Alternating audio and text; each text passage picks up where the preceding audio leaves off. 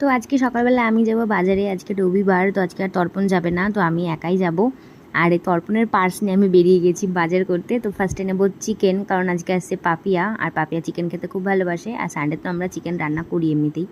আর আমি তারপরে এলাম মিষ্টির দোকানে মিষ্টি নিতে, দেখো কত রকমের মিষ্টি।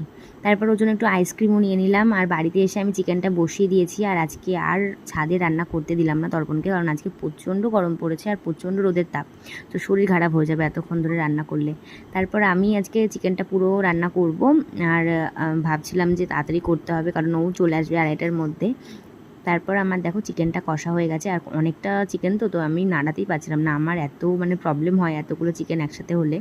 তো আমি অল্প অল্প করি তো অতটা অসুবিধা হয় না, বাট অনেকটা করলে আমার খুব সমস্যা হয়।